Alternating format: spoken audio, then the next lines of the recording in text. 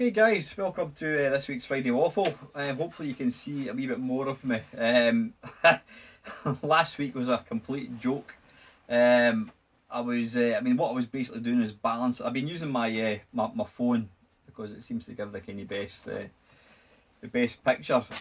So what I've been doing is I've got a TV sort of just behind the camera there, or behind the phone, and I've been balancing the phone on it, but it's in one of these protective cover things, so it's balancing, but the way it's sitting, it was kind of pointing up the way, so that's why you only literally had my head, and then what I actually had is I had sellotape holding the camera back a wee bit, so it was kind of pointing further down. But what was happening was the weight of the camera was actually pulling the sellotape away, which meant that it was kind of gradually moving up, which meant it looked like I was kind of sliding down the chair. So hopefully this is a wee bit better. I mean, it's all high tech here. I mean, what I've got at the moment, I've now got the thing balanced on top of a tripod with a external hard drive holding it on. You know, it really is high tech stuff. So anyway, listen, I hope you've all had a decent week. I've had it's been a pretty god awful week at work. Just getting roped into so many things. I mean, I've got my own job to do, but I'm getting asked to get involved in a lot of other things, which is taking up all my time. I suppose I should be a wee bit, what's the word for it? Not proud. Yeah, I should maybe feel a wee bit, oh, that's good that they're asking me to do stuff, but the problem with that is you're not finding time to do your normal running the day stuff, so I've been running a bit mental. My running this week has been a non-starter. I've not been out since last Sunday. Just because of the work and what have you. So anyway, thank goodness it's the weekend. What have I got planned this weekend? Tomorrow a mate of mine plays in a heavy metal band, and he's playing an open air festival. It's a very small festival. It's in a place called Bathgate. So tomorrow afternoon, so I'm heading through there tomorrow afternoon to watch him.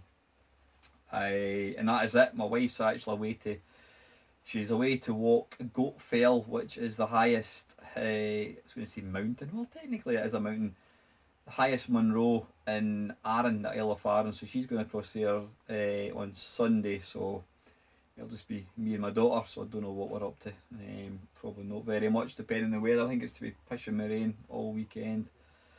So right, what have I been doing this week? What have I been playing? Been playing a wee bit more Left 4 Dead. I have been playing stuff. What the hell have I been playing? No, you know what I've been actually watching? I've been watching season 6 of The Walking Dead. I watched the first 5 seasons about a year and a half ago, and this has been just getting around to watching season 6. So I watched the first one last night, so I'll probably watch a couple more this weekend. But anyway, so last weekend, as I said, I did put out a video early. I put out the Friday Waffle early because I was away to Insomnia last weekend with my daughter and her 2 friends. Now, I did make a little video of it. I don't know if anyone's actually watched it. It wasn't my cup of tea. It's as I mentioned in the video, it's for younger people. I've got to be brutally honest, it's for younger people. I mean, or people who are right into their PC hardware. I mean, I would say a third of this, I was going to call it a show, I suppose it is technically a show, they call it a festival. A third of the festival was just stuff to buy, PCs. I mean, I'm not talking about cheapo stuff, you know, £5 PCs. I mean, some of the stuff that was on sale was just insane. It makes you realise how the dark ages I live in. With my wee PC that sits in a wee kind of cupboard thing downstairs in the living room. These PCs were just insane. But yeah, did I enjoy Insomnia? I can't say I really enjoyed it. I did not enjoy it. And that's a contradiction in terms. If you didn't not enjoy it, that means you enjoyed it. I didn't enjoy it, but I didn't not enjoy it. I mean, it was a day away. I let my daughter and her 2 pals, they just did their own thing. I met them every couple of hours just to make sure they were okay. And I just wandered about, looking at stuff. I mean, there was nothing, I didn't play anything at all. There was a few old systems, but again, as I mentioned in the video, you know, why do I want to sit down and play a I don't know, a SNES or a Dreamcast when I've already got the stuff. But aye, what kind of opens your eyes is, I mentioned about being too old. I mean, a big part of the Insomnia thing is there's YouTubers doing talks and that kind of stuff. I mean, I didn't recognise any of them, but you know, they're all young guys, they're all young people. That, you know, I think probably the biggest percentage of their subscribers, their viewer base, are probably kids. Not old farts like me. It makes me realise I'm never going to amount to very much on YouTube, you know, other than keeping a few probably fellow old farts happy watching me talk pish and playing some games not very well. But aye, it was a long weekend. It was a very expensive weekend. I mean, I got a pick and mix.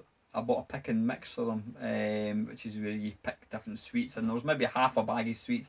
£9 they wanted at this Insomnia thing. So yeah, the only thing they didn't do was actually wear a brandish a gun and wear a what do you call it? One of these things like Dick Turpin. Aye. So prices were extortionate. Didn't buy anything at all. I did look at a few games. Really nothing for me at all. So that was Insomnia 58. Will I go back next year? I dare say my daughter will want to, but it's a lot of money. I mean, it was 5 hours to get down there, 5 hours to come back. I don't know what I spent. I must have spent about 150 quid just on food for the 3 kids. You know, it's not cheap at all. But hey ho, such is life. So that was Insomnia. Anything else? Right, okay. Kicking things off. YouTube censoring. Now I've noticed a few people, some of the bigger channels, posting videos basically getting very upset. Apparently YouTube have introduced a new censoring thing. Now the guy that I was watching is Boogie2988. He's an American guy. Now he'll not mind me for saying this, not that he's going to be watching this, but he's a rather large guy. He's massive. He's massively overweight, but he's an awesome YouTuber. I mean, he's been making videos for a long time. He's up to, I think he's got about 4 million subscribers. Really, he comes across as a very, very genuine person. Now he's made no secret of his physical disabilities. He's well overweight to the point that he can't really walk. He's got to kind of get pushed about in a wheelchair. I've got 2 dogs in here with me. Go and lie down. See, Jax is behaving himself, so you can go and lie down as well. Yeah, he doesn't hide his secret that he is disabled, and so he makes, as well as a lot of entertaining gameplay games, he's got this kind of alter ego called Francis. Now the very, very first video I ever saw of him was Francis, and it's basically him playing this character, throwing his toys out the pram. I mean, the one that I saw, his sister, it was actually his wife that plays the part, had given him Wii Fit for his Christmas, and he basically threw a tantrum, you know. And I thought this was the real guy, and I'm like, bloody hell, look at this guy. But it turns out that this is actually a character that he plays. But getting back on track, Boogie, I don't know, what's his first name? I don't know, I'll call him Boogie anyway. Because of his various sort of physical issues, he does suffer from panic attacks, he suffers from stress, I think he also suffers from depression. And you know what, Outlook, YouTube has given him an outlet to do stuff which a lot of people enjoy, including myself. But he's also very open about his illnesses, and he talks about suicidal tendencies, he talks about, you know, depression and that kind of stuff. Now apparently YouTube, just in the last day or so, have decided to clamp down on a lot of these things. Now I don't know whether it's somebody physically going through videos, probably not. It's probably a bot which will, I would imagine, will probably look at the description of the video, look at the keywords, and basically if they see any videos that contain the word rape or, you know, suicide, whatever, I don't think it's not taking the video down, but what it's doing is it's removing the adverts. So basically guys like Francis or Boogie, he makes his living. He makes his living out of YouTube, and basically these videos they reckon are not advert friendly, therefore they cannot monetize these particular videos. Now, to the likes of me and 99% of YouTubers who don't make a single penny doing this, it's not going to affect me in any shape or form. It's not like it's, you know, taking these videos down. But guys like Boogie and, I mean, Ashens, I'm a big fan of Ashens. I was listening to an interview of him. He was at one of these museum places. It's like the museum, the computing museum. I don't know where it is, down south somewhere. And he was getting interviewed. And I didn't actually realise that Stuart Ashens is actually a full-time YouTuber. That is his job. I mean, he's up. I think he's got about 1.5 million subscribers, but that is his permanent job. He's an actor, you know, but I think his living is YouTube, which I was quite surprised at. I mean, it must show you that they must get fairly decent money for these things. But yeah, getting back to what I was talking about, YouTube have apparently brought out this censor thing, so they're going to remove adverts. But it got me thinking about, I mean, yeah, there's always going to be some arsehole, and that's the word I'm going to use, who will put up some really offensive video. I mean, there was a guy, I was watching one of these, I can't remember who it was, videos, and it was like YouTubers who'd had their channel taken down, and there was some guy or person, thing, I'm going to call him a thing, twat maybe, I'm assuming it's a guy, this thing's video channel was basically walking about in big boots, stiletto heels, whatever it was, and crushing animals like frogs and snails and lizards, and he was walking about crushing them with his shoes. And I mean, seriously, it's obviously some kind of perverse fetish. But yeah, there's lots of videos out there that you watch and you're like, whoa, what the hell is that? Take that crap down, you know what I mean? It don't deserve to be there. But you know, what I do feel sorry for is people like Boogie, who, they're sincere people and they put out videos to try and help other people that may be suffering from the same sort of affliction, disease, illness, whatever you want to call it. And to remove these, or they don't remove them, but to say, well, that's not really applicable for advertising. I mean, what makes a video advertise friendly? Is this advertiser friendly? I have no idea. Should it be something happy? What basically YouTube are saying is your video has got to be all light and joy, with kids playing out in a swing park, kittens and dogs running amok, people playing Minecraft, whatever. You know, because if it talks about anything serious like illness or depression, or, you know, if you've been raped and you want to talk about your experiences, well, we don't want to know about it because we're not going to give you any advertising. But yeah, just it's an interesting thing. Like I said, it's not going to affect me in any shape or form. Well, apparently they are. They're going to clamp down on swearing, so that's me fucked basically for ever monetising my videos ever.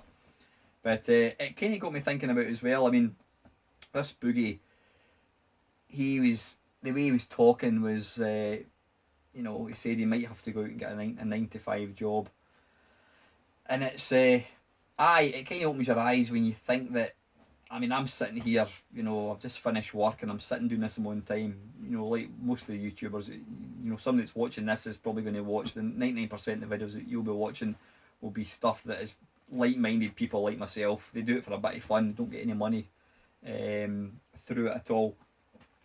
But I always think that's the danger of like this becoming your income. I mean, I would absolutely love to make money doing this, you know. I mean, money that I could retire, I could give up my day job and just do this for a living. That'd be fantastic. I would guarantee I'd get a better camera. I wouldn't be using sellotape or hard drives to hold phones on top of tripods and the top of TVs. I would get myself a good camera, I'd get myself a decent microphone, which I'm going to get, by the way, guys, because I've had a few people commenting that my audio isn't always the greatest, and I don't know whether they mean I just talk shit, which I know I do, or whether the actual quality of the sort of sound isn't the greatest, which I know can be problematic from time to time. But yeah, if I was doing this full time and getting paid for it, then I would be doing way better content than I'm doing at the moment. It'd be a lot more professional. But Aye, it's just, can you imagine doing this full time? The problem with that is, but you know what, I'm one of these guys, I start talking, and as I'm talking about something, my brain's thinking about something else, and I start debating with myself of whether I'm actually talking shit or not. What I was going to say is, can you imagine this is your livelihood? I live in this house because YouTube pay the mortgage. There is nothing at all for YouTube one day to decide we're pulling the plug in this. Boom, boom, that's it, gone. Your entire livelihood has disappeared down the tubes. So yeah, that's one flip side to making this your livelihood. But then thinking on there, it's really no different from the job I do just now. I work for a private company. One day they can turn around, well, they've already done so, and says, right, we don't need you. Bang, away you go. Alright, I would maybe get a month's notice. YouTube, you probably won't give you any notice at all. I don't know.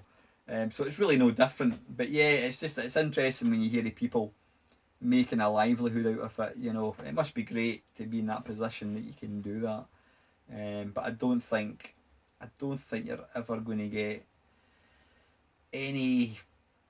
I hate the phrase retro games. I don't think you're going to get any channel that concentrates solely on old games like I do. It's never ever going to be mainstream big enough.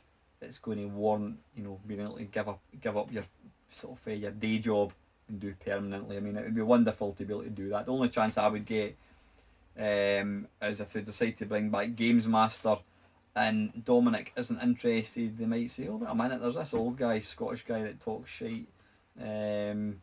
You know, get him in. That'd be ideal. That would be great. That would be fantastic. If you're watching this BBC Scotland, you fancy getting together, and I'll present the new Games Master. That would be rather that'd be nice. Put my name down, as they say. Right, I'm gonna have a wee drink of my tea. Excuse me a second. Right, I can tick that off my list. Next one, I've called this aging through YouTube. Now you probably see I've paused it, and it's kind of probably, no, it doesn't matter. I'll just move it around a tad. How's that? Good. Aye, aging through YouTube. What's interesting, I mean, obviously if you're watching this video, you'll have seen my intro. But I've got to say, as far as intros go, I think I've got one of the best intros, bar none. Now, I don't take any credit for the intro. It was Mr. Monkey Spaz that made the video, the intro for me. I think it's brilliant. I like the fact that it's the same music. You hear that, you instantly know it's one of my videos. I like it. I would never really change it. I mean, I do come up with my other little intros for other sort of features that I do, but I always, I even watch my intro all the time. I just think it's great.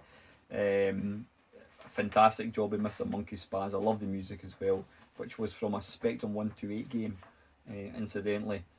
But yeah, when I'm watching it, obviously you see my face a couple of times in the intro, and it always strikes me as just how kind of younger looking I am, as opposed to what I am now. And that's because I've been doing this for 2.5, 3 years. We're all getting older. But what's interesting is I've done a Friday Waffle every single week without fail. I don't think I've ever missed a Friday Waffle. There's been times where I've had to, through holidays, I've made the Friday Waffle ahead of time. But I've always put out a Friday Waffle every single Friday, and a couple of times on a Saturday, for virtually the last 2.5 years. So that's what, it would be interesting to take a snapshot of each waffle and just look to see how I've aged.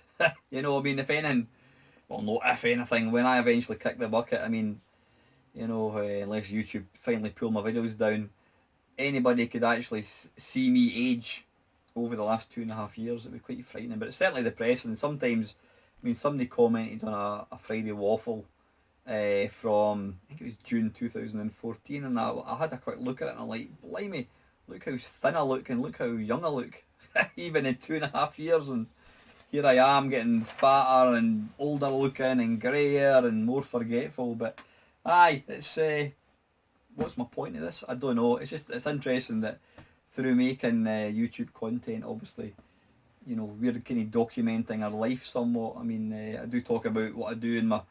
It's a kind of, I suppose it's a video diary type thing. The Friday Waffle. I don't always talk about games. You know, it's not always that. But aye, that's that. So anyway, listen, let's batter on. I've got a couple of questions again. Usual suspects down the rabbit hole. Kevin, thanks Kev. Hi Alan, for the Friday Waffle, have you ever seen the movie Micromen? It tells the story of the early days of Clive Sinclair and Chris Curry, but it's not a documentary. It's played by actors Martin Freeman, who plays Bilbo Baggins. He plays Chris Curry. Yeah, I've seen it. I've seen it probably half a dozen times, Kev. Absolutely fantastic bit of video. It's yeah, as you say, it's what's his name again? Martin Freeman. He plays. He's in The Office. He plays. What's his name again? He's in The Office anyway with Ricky Gervais, and also. Oh, what's his name? Alexander. If you're in the UK, there's a quiz show called Pointless. Alexander. Oh, it doesn't matter. This guy is the host of Pointless. It's a quiz game on BBC, and this guy, I mean, he presents. He's actually a very likable person when you see him. He presents. He also sings. He's a really good opera singer, and he also acts as well. Now he played the part of Clive Sinclair, and if you've never seen it, it's definitely worth checking out. It was made by the BBC. I think it's probably still available on BBC iPlayer, which incidentally you must have a TV licence now to watch, but we'll not go into that today. It's fantastic. It's about an hour long. I've watched it about half a dozen times.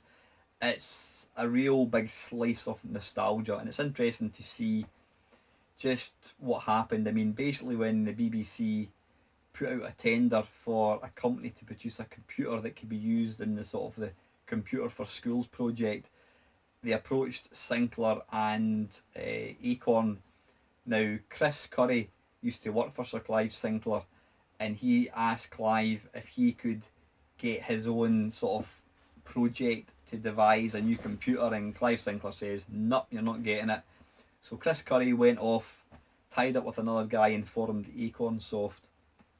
So Acorn Soft and Sinclair were both in the running to get this, get the BBC contract. Now, as we all know, we know the ending. Acorn produced the BBC for this thing, but what was really funny was the guys in Acorn. I mean, what he did was Chris Curry went to a local, it was a school or a college, and he basically rounded up all these nerds, these computer gaming geeks, and says, "Do you want to build a computer?" So he got them all in. He fed them lots of Chinese food, takeaways, pizzas, juice, crisps, everything. And he basically locked them in a room for about 2 weeks to come up with the BBC computer. And literally the morning of the day that the BBC were going to come and look at the computer, they were still wiring things up. I mean, I think there's a wee bit artistic license went on, because you see the two BBC guys coming in, and Chris Curry's he's like, "Oh, quick, get it fixed," and he tries to kind of stall the guys coming in. "Oh, we can't use the stairs, we need to go around and use the lift." And literally when the guys came in, the geeks had managed to get the BBC working. So the BBC was literally flung together very, very in a short space of time. I mean, I dare say once they were awarded, it was a prototype obviously, once they were awarded the contract, they would have obviously, worked on it a bit more kind of thing. But it's a really, really interesting programme to watch. Micromen, good heads up there, Kevin. Fantastic. I've watched it multiple times. I never get bored of it. I'm one of these people, if I see something that I enjoy, I'll watch it over and over again because I enjoy it. And whereas some people would only watch it once and that is it. But yeah, fantastic programme. Did you watch my computer space video? It might likely be in your spam contents. I was actually contacted by Ted Dabney, who built it with Nolan Bushnell. I know Mr. Bushnell follows you on Twitter. I feel just as lucky that Ted answers my emails when he can. Yeah, yeah, absolutely. You blew my mind, Kev, when you mentioned about computer space. I honestly thought you had made a mistake, and then when I started digging, I think it was April 2015. You had a video of it. I didn't realise that you were kind of the Mr. Computer Space on the internet. You're the go-to guy for computer space. You've got a cracking website there. I never realised any of that. I mean, you never mentioned computer space to me when I saw you in Glasgow a few months ago. But yeah, what a wicked thing. I mean, you've got one of the piece de resistances of computer video games. If it wasn't for computer space, you know, I wouldn't be sitting here making that video. So, yeah, Ted Dabney, that's right. He was part of the sort of the manufacturing team that built it. That's really cool that he's sent emails. It's a bizarre thing when you talk to somebody who you kind of knew as a child, whatever, and here you are, you're corresponding with them. I mean, I've had that a few times with, Dominic Diamond and, Gary Liddon, these guys that I kind of knew from the past. And here you are, you're kind of having a one-to-one conversation with them. That's just bloody awesome. As far as Mr. Bushnell was concerned, I had my bubble burst somewhat because apparently quite a few of the Retro and Lim guys, he's also following them. So I'm guessing somewhere he must have somehow stumbled across Retro and Lim and he's just went bink, bink, bink, bink, bink. I mean, I don't know. I don't really get the Twitter thing. I don't do Twitter. I was going to say I don't do it at all. That's not entirely true. The only thing I do in Twitter is I have got, when I upload a video onto YouTube, it goes live on YouTube, it automatically tweets the link. And that is it. That's the only thing I do in Twitter. I mean, I was doing it in Insomnia, and I was sitting watching the sort of the opening ceremony thing, and they had this big screen, and they had all these tweets coming in from people saying, "Oh, can't wait," blah blah blah. Now I've got to say, I thought, "Oh, I'll tweet," and I was bloody struggling as to how do I tweet. I mean, there was a girl sitting next to me, and I was kind of tempted to say, "Her, go and show me how I tweet." I mean, I don't know what it is. Hashtag something. Is that what you type in? I don't know. But I think I managed to tweet, that I was there with my daughter and her two pals, but I never saw my message on the screen, so maybe it didn't work properly. But yeah, Twitter isn't something that I use at all. But it turns out that Nolan Bushnell was following quite a few people, but I don't really get the Twitter thing. I mean, you see people, they're being followed by 20,000 people. Do you seriously mean to say that there's 20,000 people sitting there at their desk or in their house or in the toilet, whatever? Oh, bloody hell, there's him. Oh, he's doing this, he's doing that, watching to see what you're doing. It's just another one of these. It's like the old Facebook friends list. Some people have like 2,000 friends on Facebook. In reality, they probably know maybe 100, and in reality, they probably actually they're friends with 5. Another, whatever it is, 1,900 are people that they know somebody who happens to know them, and that is about as far as it goes. So yeah, the whole friends thing, followers, to me is just a lot of nonsense. Don't get me wrong, for business it's excellent. If you're a business and you've got a new product, whatever, then you can share that information very, very quickly with lots of people. So yeah, it's good for that. So yeah, anyway, Kev, listen, thank you very much for the questions again. And finally, Mr. Retrohawk, he didn't tweet, he sent me a message. Hi Alan, thanks for answering my questions, I appreciate it, mate. Well, you're very welcome. I'm the one that should do the thanking, because without you guys giving me questions to talk about, this Friday Waffle would be a lot shorter, and indeed it might not even exist, because I've mentioned quite a few times that it's so difficult to try and come up with fresh kind of stuff to talk about.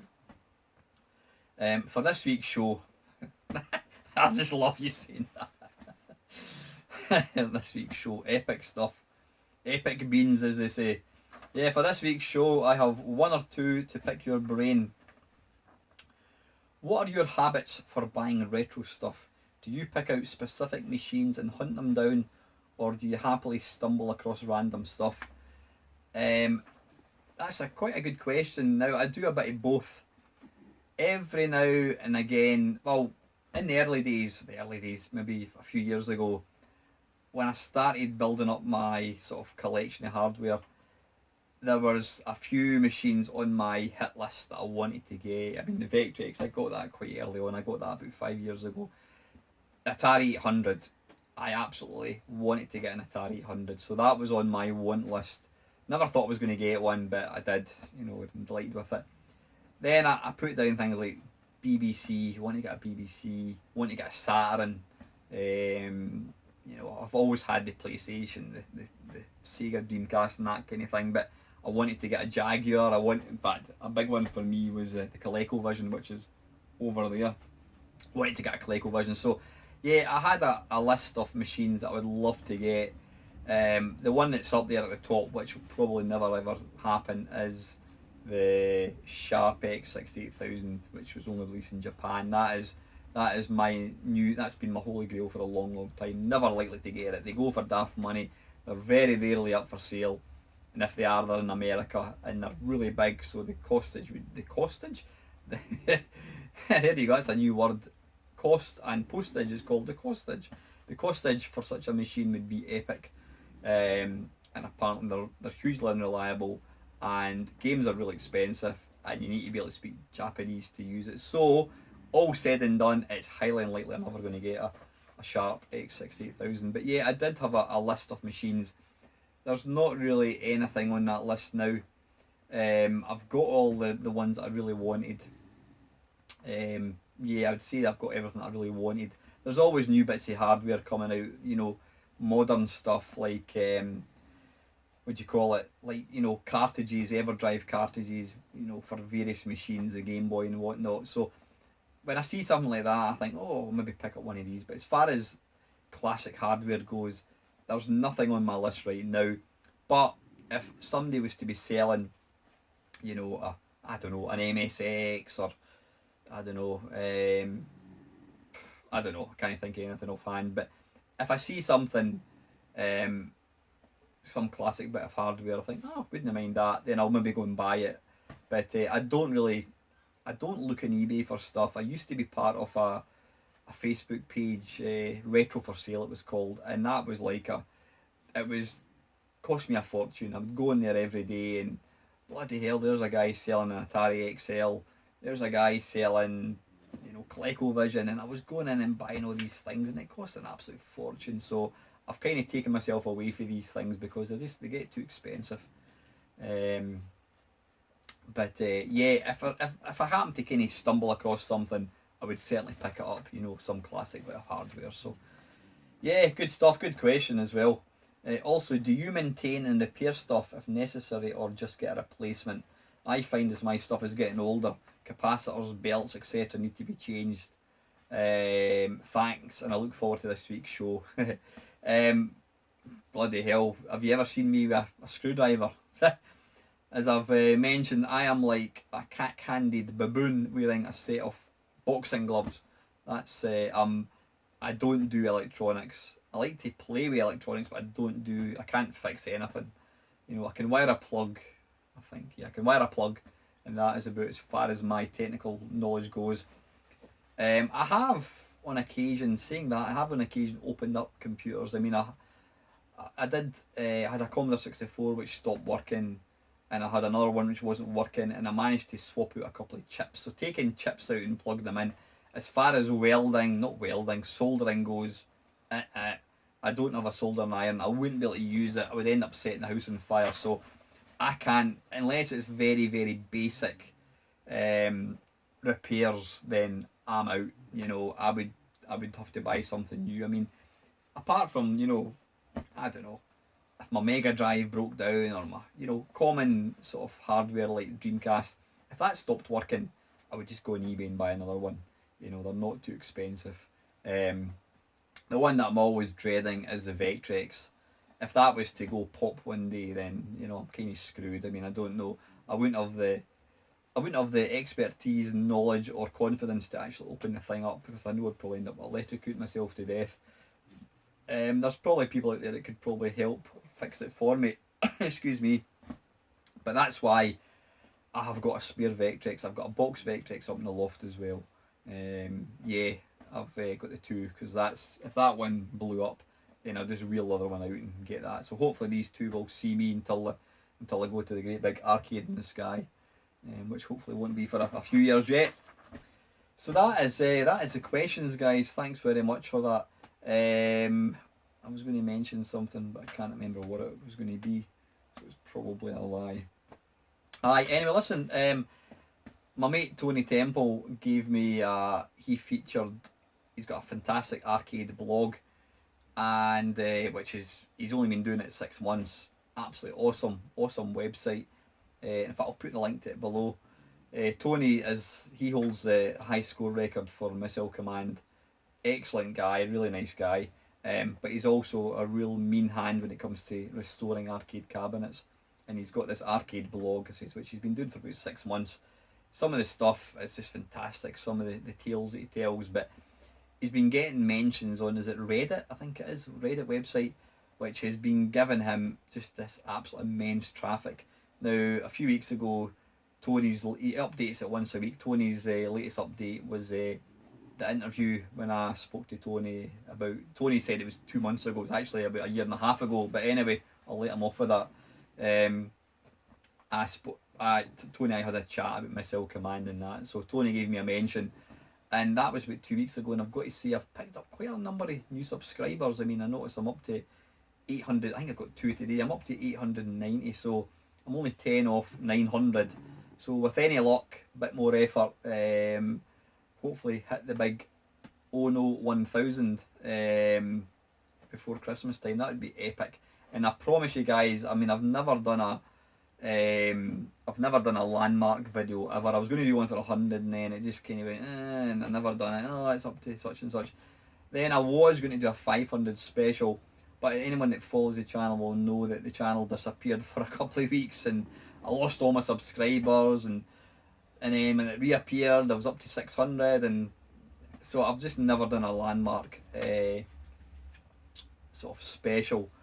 I will definitely do 1,000 subscriber special, and I may try and get a wee prize or something. I'll have a look through my collection and get some kind of prize, you know, because I think 1,000 subscribers is pretty wicked, and it certainly deserves something a wee bit special. So I'm going to see what I can do with that. But yeah, 890, getting there.